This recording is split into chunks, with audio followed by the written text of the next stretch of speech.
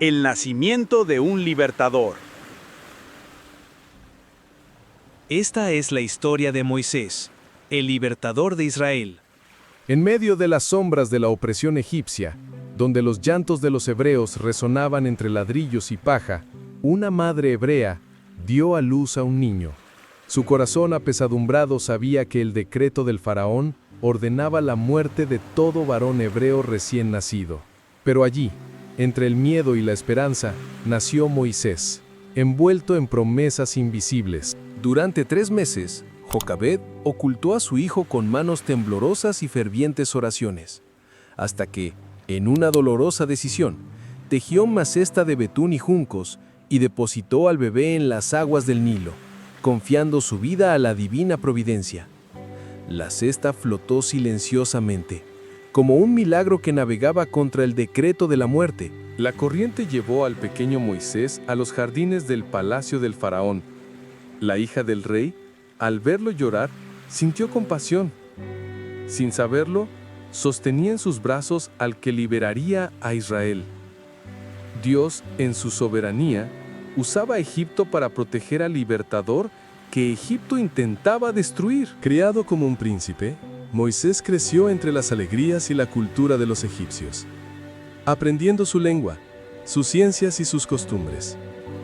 Pero su corazón inquieto nunca se separó del dolor de su pueblo.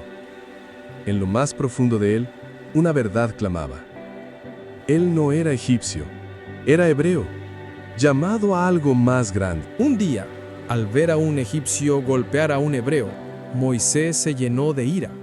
En un acto impulsivo, mató al opresor y escondió su cuerpo en la arena. Pero el crimen fue descubierto, y Moisés huyó al desierto de Madián. Allí comenzó su proceso de vaciamiento. El príncipe se convirtió en pastor, y el hombre en profeta. El llamado en el desierto. Lejos de Egipto y de las responsabilidades de la corte, Moisés ahora cuidaba las ovejas de su suegro Jetro. El desierto parecía silencioso, pero el cielo observaba. Durante 40 años, Dios lo había moldeado en soledad, lejos de los palacios y los aplausos humanos. Fue allí donde se forjó el carácter de un libertador.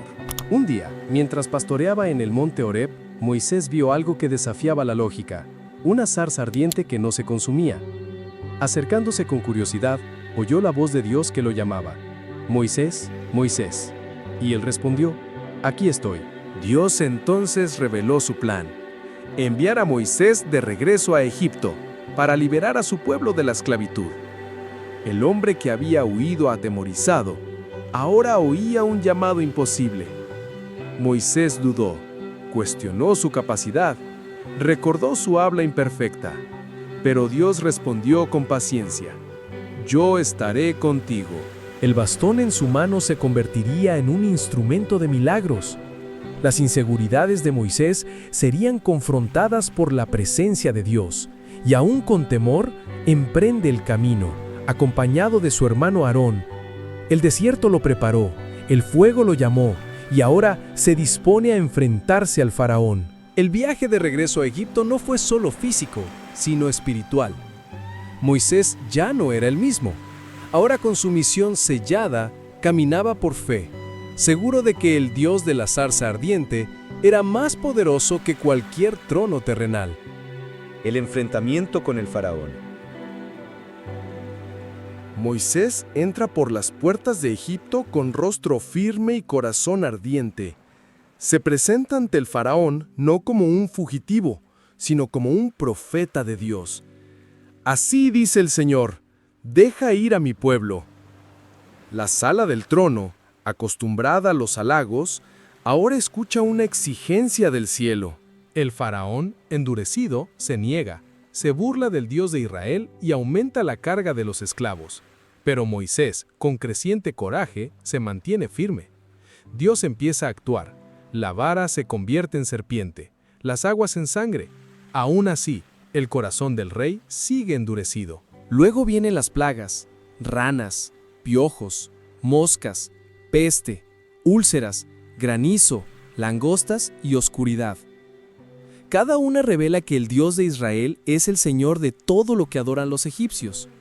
Todo Egipto tiembla, el palacio, el pueblo, los sacerdotes, todos se dan cuenta de que algo más grande está sucediendo. Moisés se convierte en un símbolo de resiliencia y fe. No habla por sí mismo, sino como portavoz de Dios, e incluso ante el rechazo, persevera. La palabra de Dios lo sostiene.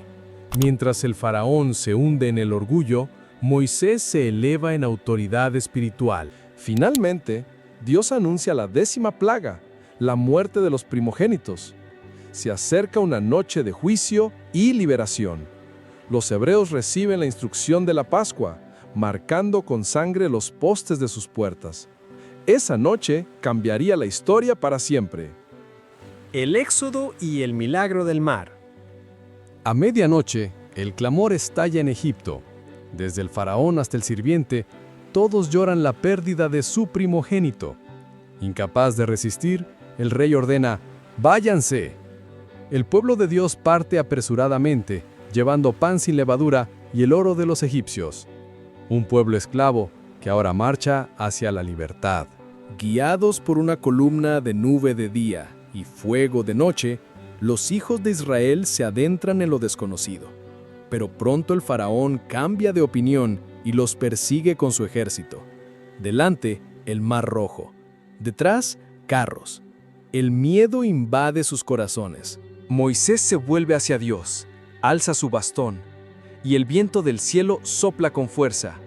Las aguas se abren, formando un camino entre muros líquidos. El pueblo cruza por tierra firme, un milagro jamás visto en el mundo. El ejército egipcio intenta seguirlos, pero las aguas regresan furiosas. Los carros son tragados, la caballería destruida. El mar se cierra sobre los enemigos de Israel. En la otra orilla, los hebreos cantan. Miriam, la hermana de Moisés, baila con la pandereta.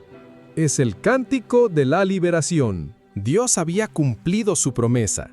El pueblo ya no era esclavo, era una nación. Moisés, el niño con la canasta, se había convertido en el hombre milagroso. El viaje por el desierto continuaría, pero Egipto ya era cosa del pasado. La libertad comenzaba ahí, en el fondo del mar, donde Dios demostró su poder. Moisés y el pacto con Dios. En el desierto del Sinaí, Dios llama a Moisés a la montaña. Entre truenos y humo, asciende para encontrarse con el Señor. Allí recibe los 10 mandamientos, la ley moral que guiaría a la nueva nación. Era más que un código, era un pacto entre Dios y su pueblo. Durante 40 días y 40 noches, Moisés permanece en la presencia de Dios. Al descender, trae las tablas de la ley, pero encuentra al pueblo adorando un becerro de oro. El dolor es inmenso. El pacto apenas había comenzado y ya había sido violado. Moisés rompe las tablas con indignación. Aún así, Dios es misericordioso. Le ordena a Moisés que suba de nuevo. El Señor escribe un nuevo pacto y reafirma su compromiso.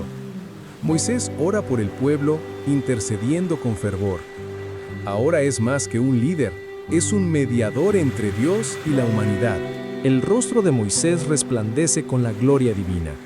El pueblo no puede mirarlo directamente. Dios está entre ellos y su presencia es visible.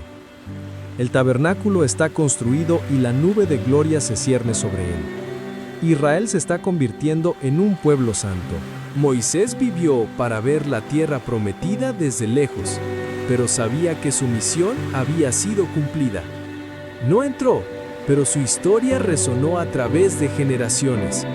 Se le recuerda como el hombre que vio a Dios cara a cara, que liberó a un pueblo y nos enseñó que donde hay fe, hay un camino, incluso a través del mar.